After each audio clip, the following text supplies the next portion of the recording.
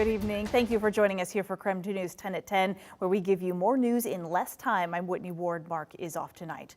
All right, let's get started. We begin with breaking news. A 3-year agreement has been reached on the Spokane Public Schools 2022-23 school year. In the current calendar, there will be weekly late start teacher collaboration days on Monday mornings. That means each Monday, employees will report 15 minutes before their normally scheduled workday, allowing for an hour and 15 minutes for planning and to go over things like school improvement plans. It means students will report to school an hour later than normally scheduled every Monday. Also, with the new calendar, the last day of school has been set for June 16th.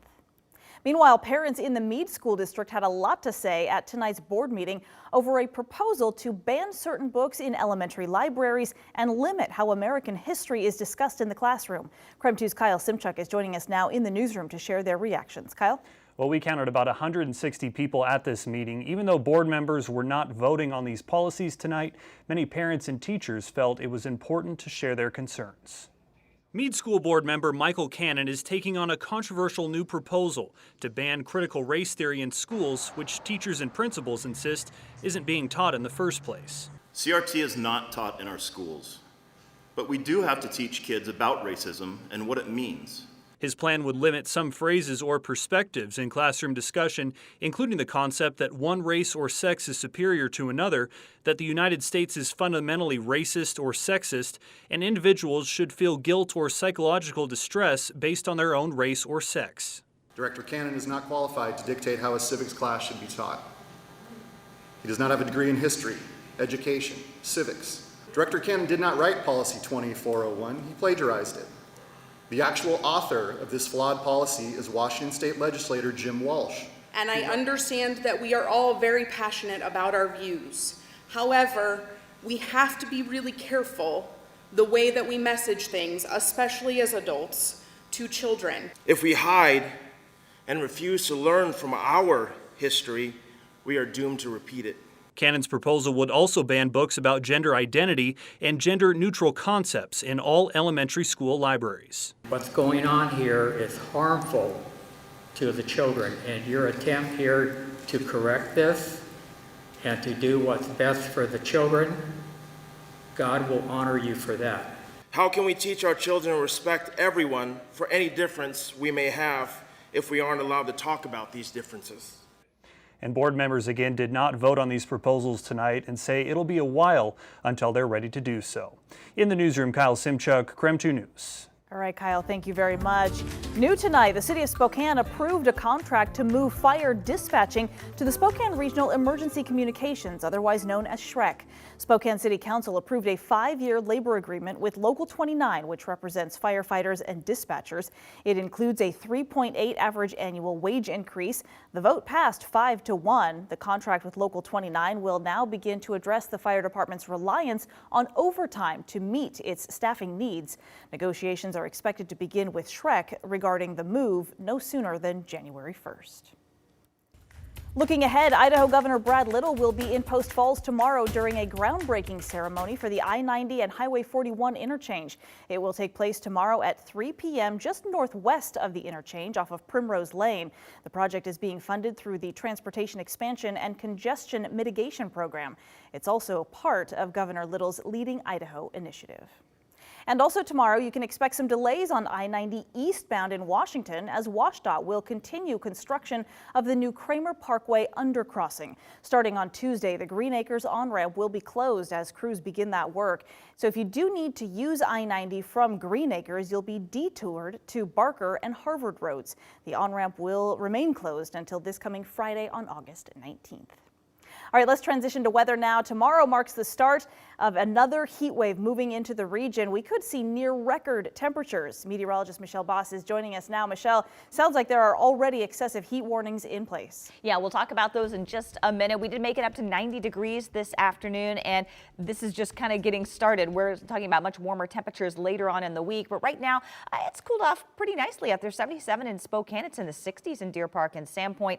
Still a little bit toasty in Moses Lake, 79 degrees, and holding on to 80 degrees in Lewiston. But with that that drier air, we do expect overnight lows to dip down into the 50s to around 60 in most locations. So it should cool off enough that folks without air conditioning can open up those windows, or if you just want the fresh air, should be refreshingly cool first thing in the morning. Here's a look at the heat advisories and excessive heat warnings. In orange, the heat advisories including Spokane, Coeur d'Alene, and the Lewiston area, and much of eastern Washington looking at highs in the mid-90s to low 100s. The excessive heat warning in that darker purple from the Okanagan Valley down south towards Moses Lake, looking at highs in the upper 90s to around 105. Of course, we'll have plenty of sunshine over the next several days. Here's a look at the temperature trend. We're going to be up around 100 degrees by Thursday, and the warm weather is going to stick around all weekend. So here's a look at the next 3 days: 94 on Tuesday, 98 on Wednesday, and 100 on Thursday. My goodness. Thank you very much, Michelle.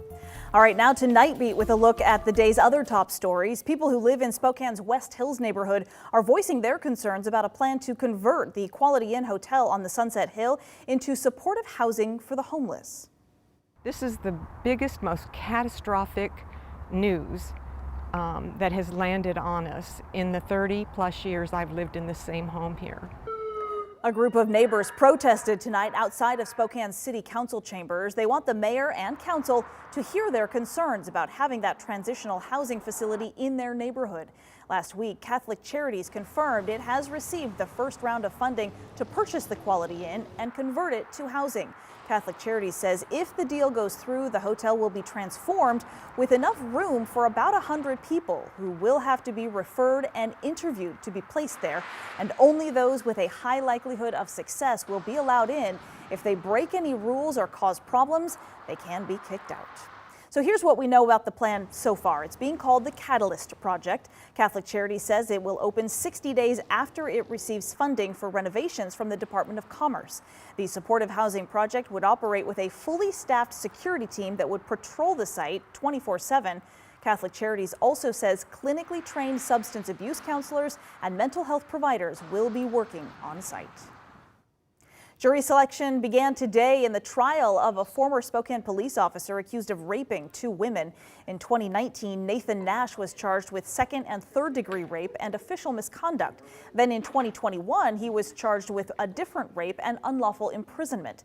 Last year, a Spokane County judge ruled those 2 cases will be merged. Opening statements begin tomorrow. In Idaho, 4 more members of a hate group pleaded not guilty to conspiracy charges in a Kootenai County courtroom today. This comes more than 2 months after the group was arrested in the back of a U-Haul at a Coeur d'Alene Pride event. 14 of the 31 men arrested already have trial dates scheduled. The first 2 trials are expected to start on September 19th. The crime is punishable by up to a year in jail, as well as a $5,000 fine and up to 2 years of probation. That was your Night Beat. If you'd like to learn more about any of those stories, just text the word NIGHT to 509-448-2000. We'll send them right to your phone. A 21-year-old man died early Saturday morning following a crash involving 2 other cars. According to Washington State Patrol, 63-year-old Cynthia Macy drove the wrong direction on I-90 near the Spokane airport. She hit the victim's car and another car. The suspect is now being charged with vehicular homicide and vehicular assault. WSP says they believe she was under the influence at the time. And the victim of that crash is 21-year-old Gage Lavoie of Clayton. The Springdale Frontier Days Rodeo Association posted on Facebook about Lavoie's death. They said he was part of their rodeo family for more than 4 years, and they'll help out his family now however they can. Topping national news, the FBI is on high alert after an unprecedented number of threats in response to the Department of Justice investigation into former President Donald Trump. This is beyond politics. They're simply doing their jobs, and we have to let them do their jobs. A joint FBI Homeland Security memo sent to law enforcement across the country warns of growing threats against employees and facilities, including bombing and death threats. There are also some threats circulating online now, including the names of 2 FBI agents who searched former President Trump's Florida estate. Tensions over the search have led to concerns about retaliation from domestic extremists. In the meantime, an FBI bulletin also warned of a plot to place a dirty bomb in front of the FBI headquarters, as well as online posts calling for civil war and armed rebellion. That was KREM 2 News 10 at 10, where you get more news in less time, but we're not done yet. Today, the sentencing process continued for the Freeman High School shooter. After the break, what a psychologist had to say about his mental state at the time. We're back in 90 seconds.